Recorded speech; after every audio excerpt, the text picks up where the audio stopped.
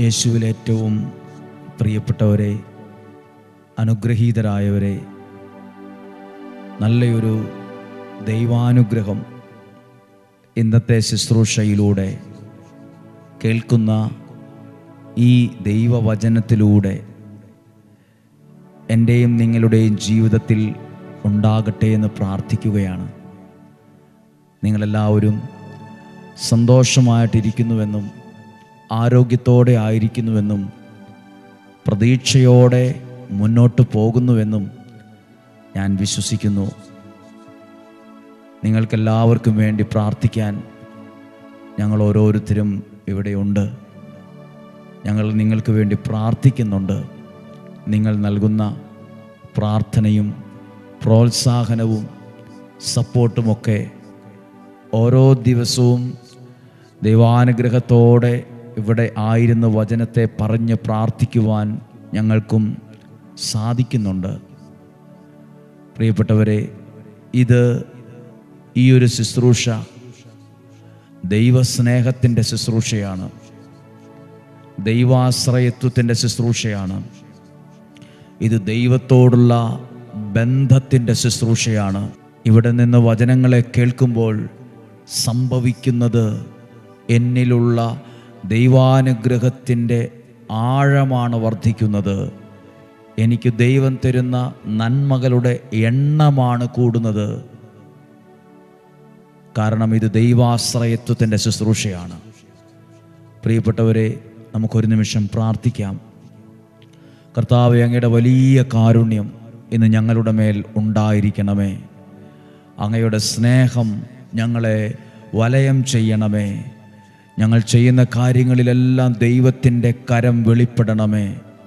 പ്രിയപ്പെട്ടവരെ, വിവിധ തലങ്ങളിൽ ഇന്ന് പ്രാർത്ഥനയുടെ ആവശ്യമുള്ളവരുണ്ട്. ഞങ്ങൾക്ക് വേണ്ടി ഒന്ന് പ്രാർത്ഥിച്ചിരുന്നെങ്കിൽ, ഒരനുഗ്രഹം കിട്ടിയിരുന്നെങ്കിൽ എന്ന് പ്രാർത്ഥിക്കുന്ന ഒരുപാട് പേർ വിവിധ ദേശങ്ങളിലിരുന്ന് ആഗ്രഹത്തോടെ കാണുന്നുണ്ട്. ഇതാ, നിങ്ങൾക്കുള്ളൊരു ദൈവാനുഗ്രഹത്തെ ദൈവം ഇന്ന് നിങ്ങളിലേക്ക് അയക്കുകയാണ്. ദൈവത്തിൻ്റെ ഒരു പരിപാലന നിങ്ങൾ അനുഭവിക്കാൻ പോവുകയാണ്. ദൈവത്തിൻ്റെ സ്നേഹം നിങ്ങളിലേക്ക് എത്തുകയാണ്. ദൈവത്തിൻ്റെ ശക്തി നിങ്ങളെ വലയം ചെയ്യുകയാണ്. എല്ലാവർക്കും വേണ്ടി ഡെയിലി ബ്ലെസ്സിങ്ങിൻ്റെ ഭാഗമായി നിൽക്കുന്ന ഓരോ വ്യക്തികളെയും, വചനം കേൾക്കുന്നവരെയും ദൈവനാമത്തിൽ, ഇന്നും ജീവിക്കുന്ന ദൈവത്തിൻ്റെ നാമത്തിൽ അനുഗ്രഹിച്ച് പ്രാർത്ഥിക്കുകയാണ്. നമുക്കേറെ പ്രതീക്ഷയോടെ പ്രാർത്ഥനയോടെ ഈ വചനം ഒന്ന് കേൾക്കാം. പുറപ്പാട് പുസ്തകം 14 അധ്യായം 13 വാക്യമാണ്.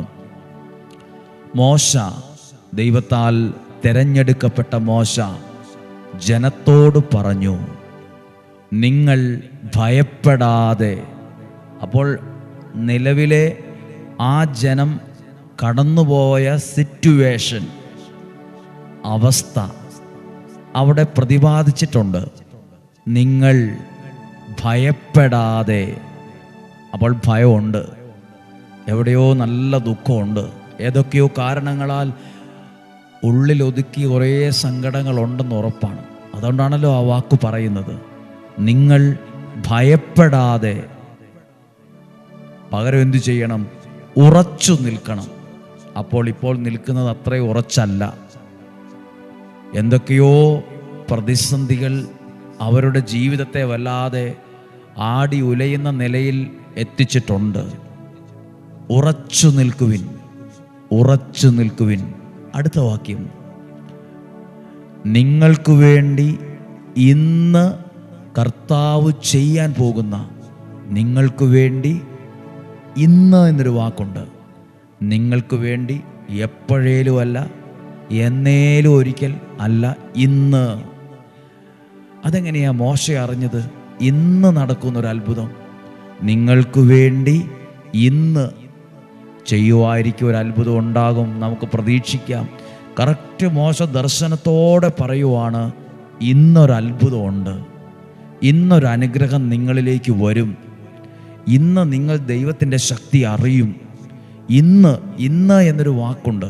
ഇന്ന് ഡെയിലി ബ്ലെസ്സിങ്ങിൽ വചനം കേൾക്കുന്ന ഇന്ന്, പരീക്ഷയ്ക്കായി ഒരുങ്ങി പോകുന്ന ഇന്ന്, ആ ഒരു കാര്യത്തിന് തുടക്കമിടാൻ ആഗ്രഹിക്കുന്ന ഇന്ന്, പ്രാർത്ഥനയോടെ ദൈവവചനത്തിൽ ആശ്രയിച്ച് ജീവിതം തുടങ്ങുന്ന ഇന്ന് എന്ത് നടക്കും? ഇന്ന് കർത്താവ് ചെയ്യാൻ പോകുന്ന രക്ഷാകൃത്യം, ഒരു പ്രവൃത്തി, രക്ഷാപ്രവൃത്തി. നമ്മൾ പറയില്ലേ രക്ഷാപ്രവർത്തനങ്ങൾ ഏർപ്പെടുത്തി എന്നൊക്കെ പേപ്പറിൽ വായിക്കില്ലേ, ന്യൂസിൽ കാണില്ലേ? രക്ഷാകൃത്യം, രക്ഷാപ്രവൃത്തി, ദൈവം രക്ഷിക്കുന്ന പ്രവൃത്തി നിങ്ങൾ കാണും. നോക്കൂ, ഇന്ന് നിങ്ങളെ രക്ഷിക്കുന്ന ഒരു ദൈവപ്രവൃത്തി ഇന്ന് നിങ്ങൾ കാണും. ദൈവവചനത്തിൻ്റെ ആ ഒരു വലിയ ബോധ്യത്തിൽ നിന്നുകൊണ്ട് ഇതേ വാക്ക് പ്രിയപ്പെട്ടവരായ നിങ്ങളോട് പറയട്ടെ. നിങ്ങൾ എൻ്റെ മുമ്പിലിരുന്ന് ഈ വചനങ്ങൾ കേൾക്കുമ്പോൾ എനിക്ക് നിങ്ങളോട് ബഹുമാനമാണ്.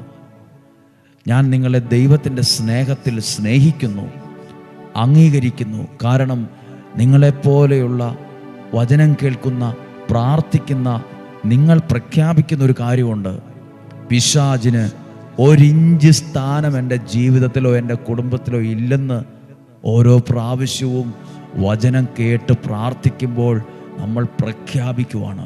പിശാചിന് എന്നിലോ എൻ്റെ കുടുംബത്തിലോ ഒരിഞ്ച് സ്ഥാനമില്ലെന്ന്. പിന്നെയോ ദൈവത്തിൻ്റെ രക്ഷാപ്രവൃത്തി, അതിൻ്റെ സ്ഥാനം കൂടി വരികയാണ്.